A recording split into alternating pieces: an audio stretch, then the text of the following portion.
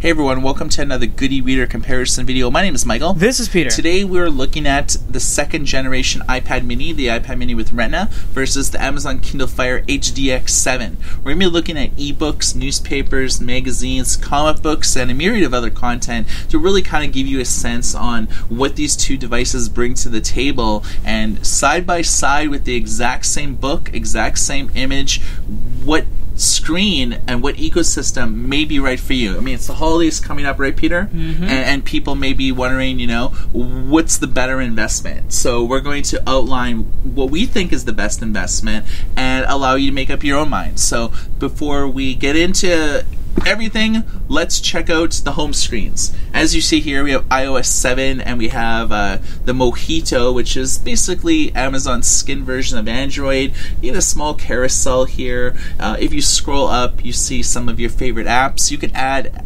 apps are automatically added here, but you could add your apps there and remove apps pretty easy, so it could kind of be your shortcuts to your most popular apps. Apple, same thing. You could drag apps around and kind of customize your little carousel here, and apps are automatically installed here. There's some big differences between iOS and Android. That's not what this video is about. We're more or less looking at the e-reading experience. So let's take a look at an ebook. So this is the exact same book on each of the devices here.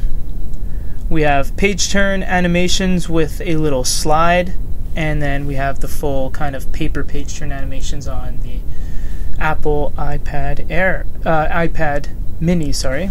Got air on the brain.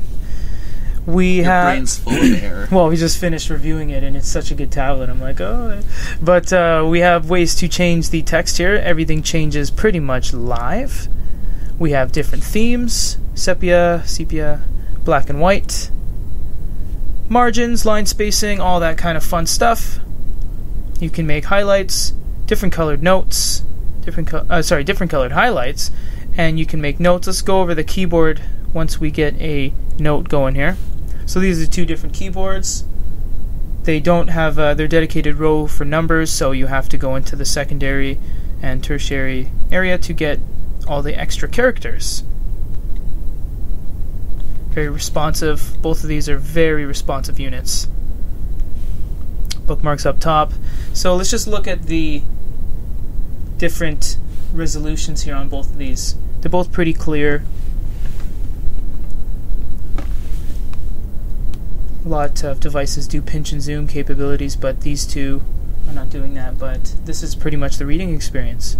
Okay, so all in all, I think that both of these tablets have high resolution. The Kindle Fire HDX is 1920 by 1200, but the iPad mini with Retina is 2048 by 1536. So resolution somewhat respectable on the iPad mini. So let's just focus on the text, and I don't really notice any pixelation on the iPad mini with Retina. What do you say about? Looks pretty much the same. They both have a kind of a different hue of white. There's a little bit more of a blue here, and there's a little bit more of, say, grays here. So otherwise, their contrast is very good on both of these. Okay.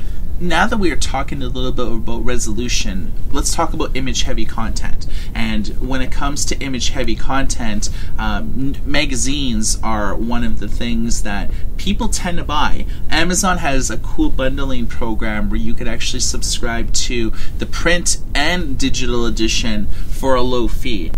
This is the same magazine on both of these units. Very responsive. On some of the pages, for example, this Hyundai ad, if you just tap the page, it actually will send you to where you can download the app from, and a lot of pages in magazines on tablets do that. It's kind of like you can view videos and buying decisions and all that kind of stuff, so keep in mind if you're tapping on things, it might actually send you elsewhere. But it looks like we do have pinch and zoom capabilities on the iPad, and on the Kindle, it doesn't seem to give you that functionality. So pinch and zoom is important because it is. A lot of pages will not have text that's easily read. And so you have to either increase the font or you have to augment it in some way in order to do it. Kindle actually doesn't have that many features to increase the size of the font, and so I think that by its very nature, if you are a type of person that likes to read larger text, especially in magazines, you probably want to look at the iPad mini with Retina for your magazines, because almost all of them allow you to do pinching and zooming. Some of them don't. I remember the Rolling Stone didn't allow you to do that. So it's sort of hit or miss, but in comparing these two magazines side by side, Mini allows you to pinch and zoom, Kindle doesn't. Let's try to look at this image and see, actually, maybe this isn't the best image to look at. Pretty bloody. Yeah. So look at this, for example. I think it should almost be the other way around. Because this is a smaller screen, it's not as comfortable to view as a bigger screen like the iPad is, but the iPad, you still can pinch and zoom. Whereas this, you can't pinch and zoom at all, so you're left with that. But this is what I was talking about earlier. You see how it says tap image to read story. When you tap things start to appear. So with magazines on tablets, you have a lot of interactivity. So here's bloody Carrie. You can tap on that again, and it says watch trailer and so forth. So you actually have a lot of cool little features you can do. But yeah, I mean, you can't pinch and zoom. Captain America. Oh, yes. And the Winter Soldier. I really wish you could pinch and zoom this, but unfortunately you cannot. So keep in mind that if you are reading magazines on the Kindle Fire, you will be restricted to that. Okay, let's continue on the trend of looking at content that's more image heavy. Let's take a look at a comic book. We're going to open up Marvel app. Now, is the Marvel app available on the Kindle store? It's not available on the Kindle store. You will have to download it from a third-party source like the Good eReader App Market or sideload it. This is the same magazine as you can see here. Once again, that 7.9-inch screen really coming through.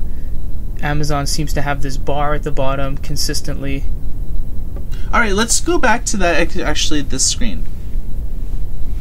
Now you can see that in portrait mode this panel's not optimized, but you can see how much larger this image is on the iPad, despite the fact that they both have the big black bars here. And this is the Marvel app, and it's done by Comixology.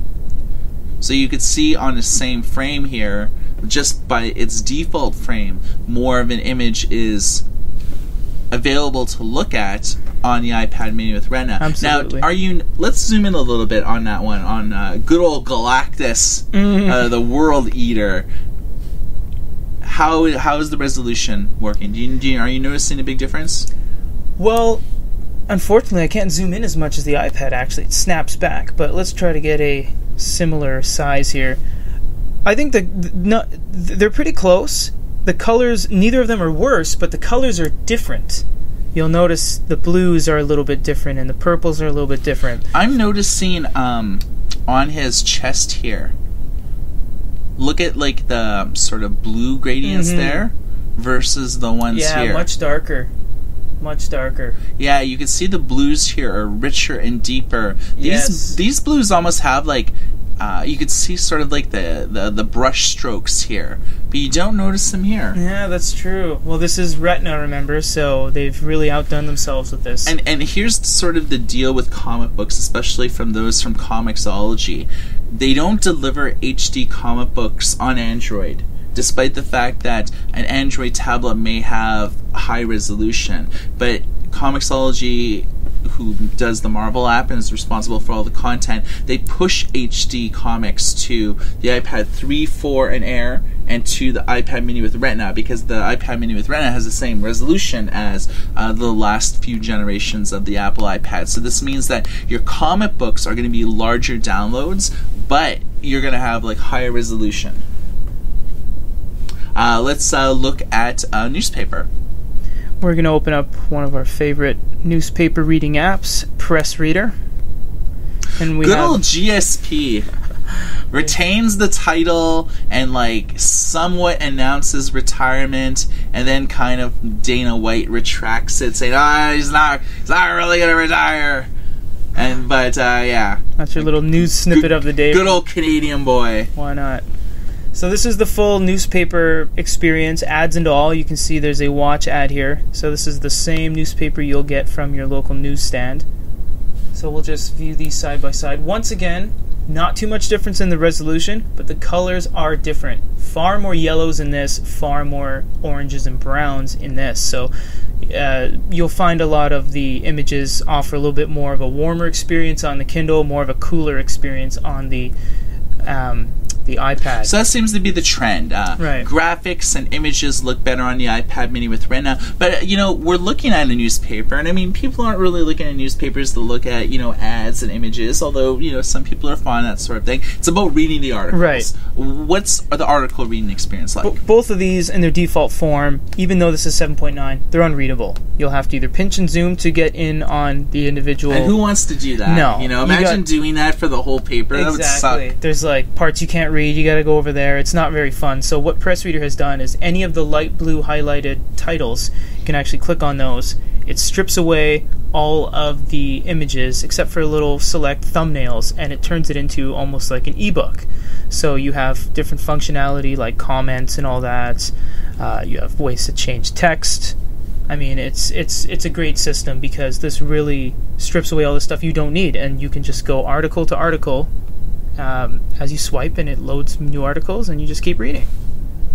Yeah, so the one advantage with reading papers digitally, we're not going to give you a review of this app, obviously, but one of the benefits about reading newspapers digitally is that you're able to, on the fly, make the text bigger, which is good for maybe people who are getting a little bit older. The eyesight isn't as good as it used to be. It's nice to be able to boost the font up so it's actually readable, rather than to continue getting the physical paper and having to bust out one of those illuminated magnifying glasses. My grandma always used to look at books and newspapers like that. My grandma did the crossword with those. Yeah, so I know what you mean. It's get her a tablet and she could pinch and zoom and Yeah, make her eyesight worse with a tablet. Totally. Exactly. Well, yeah. Eye strain, I think that's an argument for a better time about the virtues of reading on a tablet and an e-reader.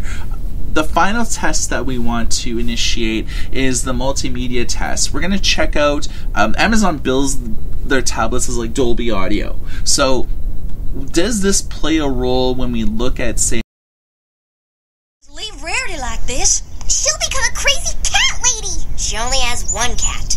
Give her time.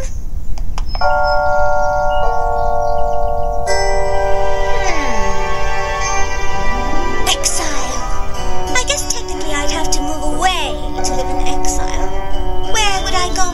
And what would I pack? Oh, it's going to take me forever to do all of that packing. What are you supposed to pack when you go into exile? You're supposed to pack warm? Opal? Our video tests, what I noticed is the picture quality on the iPad was better, but the sound quality on the Amazon Kindle, solid. The sound was reverberating through the room. I like how on the Kindle they have 2 speakers on this side, 2 speakers on this side, and they're on the curved thumbnail, whereas the iPad just has 2 speakers on the bottom pointing one direction. And this is actually a big flaw because let's if you're holding the iPad with, say, 2 hands in landscape mode, you're more or less going to always hold it like this. You're going to have one hand on one side and one hand on the other side. You're always blocking the speakers that are on the bottom here. So if you're holding it, you're blocking the speakers. Whereas with the Kindle, because it has 2 speakers on each side, the chances of you muffling all of them while holding it